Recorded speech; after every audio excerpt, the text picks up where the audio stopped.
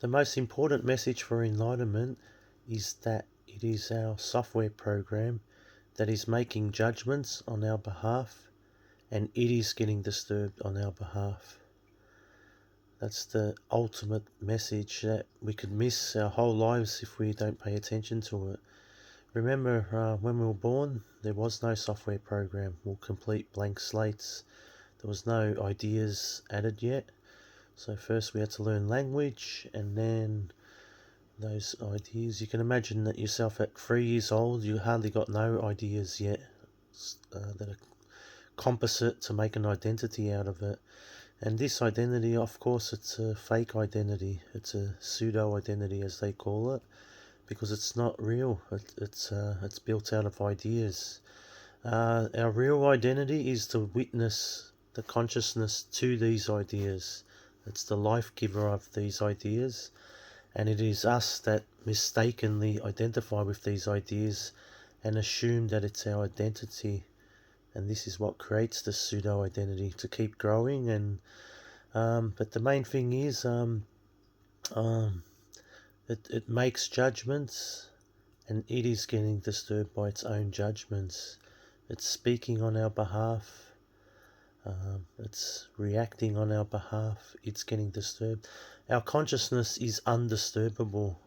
I know this because I did become enlightened about 10 years ago. It happened as I was waking up at about 6 in the morning one day, and that's when it happened. And it's like a million kilos leaves you in an instant. As I was opening my eyes, that identity was seen as just an idea, and it disappeared. And there was a feeling like a million kilograms left me, and that was the enlightenment state. And it feels like you're gone back to normal. It's like you've been squashed with a million kilos your whole life and you didn't realise it. And it's only in the absence of it you realise that the enlightenment state is actually just a normal state. And we've been spending all our life identified with this pseudo-identity, and it continues to run our lives. It's speaking and reacting, and but the consciousness is undisturbable. The reason why is because the idea identity is content. It's ideas. It's a thing. It's content, and our consciousness does not have any content. It's hard to picture and imagine, but it's like it's an observer to this pseudo identity, and it's like a set of eyes that's looking, but that set of eyes, that identity, the real us, it doesn't have any content to it. Therefore, it's untouchable. It cannot be touched because there's no content. It is awareness. Like if you try to imagine your identity as just being awareness, or the witness, the observer, if you try to picture that, there's no content to that, and that's our real identity. So when we're relaxed, when we temporarily subside from giving our attention and focus to this pseudo-identity, then that's sort of like a bit of a validation of what it's feeling like, and the contrast that you experience between focusing on this pseudo-identity and not. And it's only when we believe into this pseudo-identity and assume it to be our identity, and then we also assume its disturbances to be our disturbances. And it's so hard. That's why we're all stuck in this pseudo-identity, because it's inside of us. And you assume that something that's inside of you, that speaks like you, gestures like you, comments like you, judges like you, and we live in a society that never teaches us to be the consciousness and awareness. So we've got no idea about it. Then that this is all new to us. And how can it not be the pseudo-identity, be our identity? It's just the greatest assumption. But the way out of it is just to you bring who you are is the observer, so you use that observerness to this bunch of ideas. You look at it and you try to bring a distinguishment and discernment between you and it. And as you do this, it breaks the identification, the unconscious identification that we have with this pseudo-identity. And just to see the false as false is the freeing. And I feel also like the most free, simplest words to enlightenment is what Jesus said, which is deny thyself. This self is the pseudo-identity. It's an individualized, story-based, idea-based, and it's always time-bound. It's based on the story of the past, which doesn't exist because it's only the now, and it's always heading somewhere to the future, which doesn't exist because there's only the now. So it's a time-bound, idea-based, content-based identity, and it has an autonomousness to it because we keep powering it through our unconscious identification.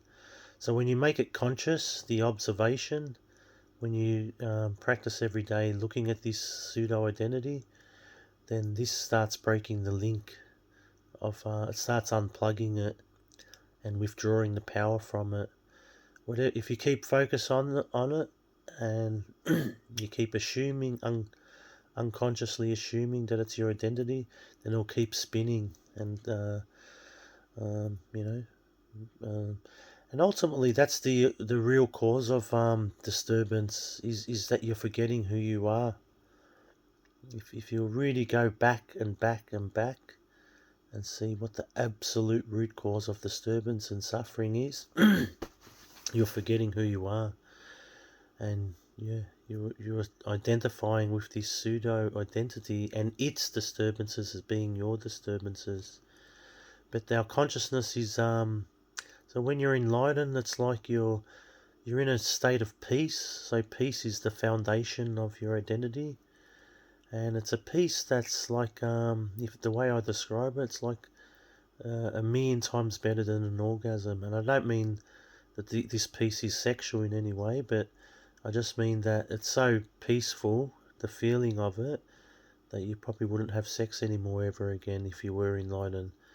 But my enlightenment only lasted 1.5 days. Most people's enlightenment doesn't last long. I think Eckhart Tolle's enlightenment lasted for 5.5 months, and some other people similar. But whether we're meant to stay permanently in the enlightenment state, I don't know. But the next day after I had this enlightenment experience, I was still enlightened. I woke up the next morning still enlightened, and then halfway through that day, the pseudo identity started uploading again.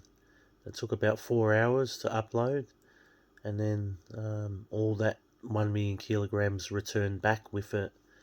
So it brought me back to how I was before it. But I do have now a bit more of an insight and an awareness, and be able to detect my pseudo identity a little bit more than before, or probably much more than before. So I can withdraw out of it pretty quickly, and I don't take it seriously. And I'm pretty good at not minding it. So that's the aspects of it. You want to remember, it's the pseudo-identity that's always in a permanent state of resistance to what is. So if you're resisting the pseudo-identity, that's the pseudo-identity resisting itself. So it keeps the loop going again. So that's why the fundamental aspect to bringing dissolvement of this pseudo-identity is acceptance of it, not minding of it, and allowing it and accepting it. Because ultimately, the feeling I got when this enlightenment happened, like as I woke up at about 6 in the morning and opened my eyes, and that's when it actually happened, it was like this massive, like the pseudo-identity was like 1 grain of sand, and it just became visible in all the oceans of the world. That's what it felt like. It sort of zoomed out and out and out and out until it became apparent that that's what the pseudo-identity was and how insignificant it was. And when the enlightenment also happened, there was no more talking. So when you're enlightened, there's no talking anymore. That's the pseudo software program doing that all day. And so, and if you listen to what it's talking about, it's always talking about itself as me and others. But when you come to just pure natural normal consciousness, you realize that there's only one single natural normal consciousness in this realm, living by itself in this realm. There is no other. There never has been another. That's why all the sort of Bibles talk about, I don't know, the Alpha and the Omega, or I don't know. There's a lot of stuff in the Bible that sort of speaks about this oneness sort of thing, but there's only sort of one. There is no individual. It's like if you look at the whole animal kingdom, they don't carry this idea-based pseudo-identity within them. They have no ability to do that, because in order to do that you need language, and there's two aspects to it. So one of it is an idea-based, this pseudo-identity, and the second aspect is, which is the first part of it, that gets born, is an energy-based pseudo-identity. So it's non-lingual. It doesn't have words and ideas to it. It's just energy, and that's the energy you absorb from your surroundings on where you come into the world. So that's why some babies cry more than others, even though they haven't developed the pseudo-identity yet. They have developed it on the energetic level. And this energetic level I'm talking about is sort of like when you emanate fear walking past a dog, and then the dog barks at you because it can sense that energy. So animals only, that's their language, is the energetic realm. So they don't have language. So that's you can say that's the original language of this world, is the energetic realm. And probably when we all become enlightened, then that's the world will probably return back to where words and language are not necessary anymore. Because if once you study and look at words and language, everything that's uttered and mentioned, or pretty much 98% of it, always has a reference to me and you as two. There is no two. There's only one single consciousness. So the entire language system is riddled with duality, which ultimately is an error, is not true. So the whole language system is false. It's only every time you use it, you're increasing the assumption and developing that assumption that you are an individual and you have a life and you're going on its direction. There is all of that as well, but the enlightenment realm need not be something to be imagined of what it will be like. You just, once you get there, you'll figure it out. You'll see everything that needs to be seen once you're there. Because in our state of where we are now, stuck in this pseudo identity realm, in a million years we could never imagine what enlightenment's like.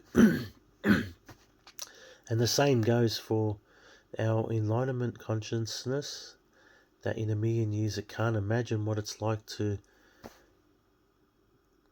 not know itself and assume its identity to be a bundle of ideas.